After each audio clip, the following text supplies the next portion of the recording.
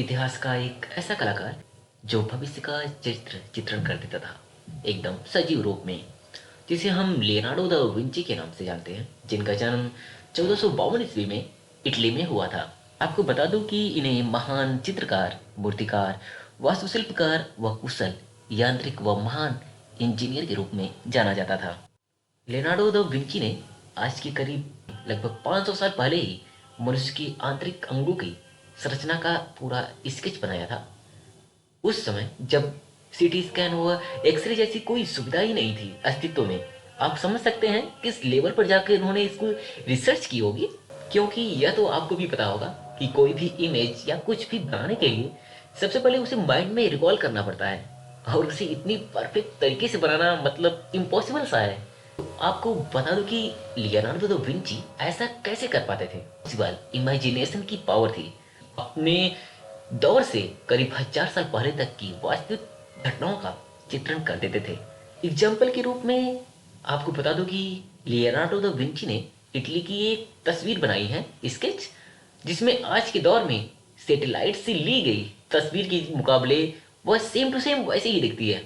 यानी कि उनके पास ऐसी पावर थी कि वो पूरी इटली को ऊपर से इमेजिनेशन करके उसका स्केच बना सके। अब ये महान इंजीनियर भी थे, क्योंकि यह 16वीं सदी में ही कछुए की आकार की तोप का निर्माण किए थे। इसका भी स्केच इनकी बुक में आपको मिलता है। कल्पना करिए आज 21वीं सदी में फोन की आवाज लाखों किलोमीटर दूर शायद मिनटों में चली जाती है।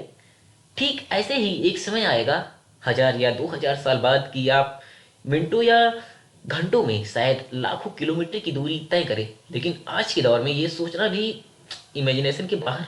ऐसा लगता है कि ऐसा नहीं हो सकता, लेकिन ऐसा जरूर होगा एक दिन।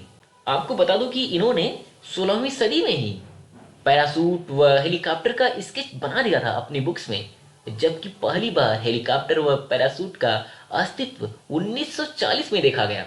तो आप सोच सकते हैं कि उस शख्स की इमेजिनेशन पावर किस लेवल की रही होगी। अब पेंटिंग की बात करें तो इनकी ढेर सारी पेंटिंग्स मशहूर हैं, जैसे ईसा मसीह के साथ उनके 14 सदस्यों के साथ इन्होंने जो पेंटिंग बनाई है वो भी काफ़ी मशहूर है। लेकिन सबसे मशहूर पेंटिंग जिसपे इन्होंने 14 साल का समय दिया वो थी मोनालिसा की पेंटिंग, जिसपे इन्होंने 14 साल का समय दिया भाई। मतलब कि नॉर्मल इंसान अगर 3 से 4 साल किसी फील्ड में काम कर लेता है तो वो उसमें एक्सपीरियंस माना जाता है। तो आप सोच सकते हैं कि 14 साल सिर्फ उन्होंने एक पेंटिंग को बनाया, तो वो किस लेवल की बनी होगी पेंटिंग। उसमें क्या आपको बता दूं कि इस पेंटिंग में सबसे जो वियर्ड चीज है वो क्या है, यानी कि जो सबसे जानने वाली चीज है, इस पेंटिंग को आप जितने ही ध्यान से देखेंगे इसकी इमेज आपको बदलती हुई दिखेगी। कुछ इस तरह से इन्होंने पेंटिंग किया है, यानी कि आप खुशी के भाव में हैं या खुश के माहौल में खुशी के साथ देख रहे हैं तो उन्हें कुछ ऐसा लगेगा कि मूर्ति हंस रही है वो पेंटिंग। अगर आप सैड होके देखेंगे तो आपको लगेगा कि यार ये तो सैड है। तो कुछ इस लेवल की वो पेंटिंग है। आपको क्या लगता है हेलीकॉप्टर का स्केच बनाने से पहले उन्होंने क्या किया होगा, या मोनालिसा की पेंटिंग में 14 साल क्यों लग गए? क्योंकि वो हर एक चीज की छोटी से छोटी बारीकियों को देखते थे। जैसे कि जब उन्होंने हेलीकॉप्टर की इमेज या स्केच बनाई, तो वो पंछियों को पकड़ के उसी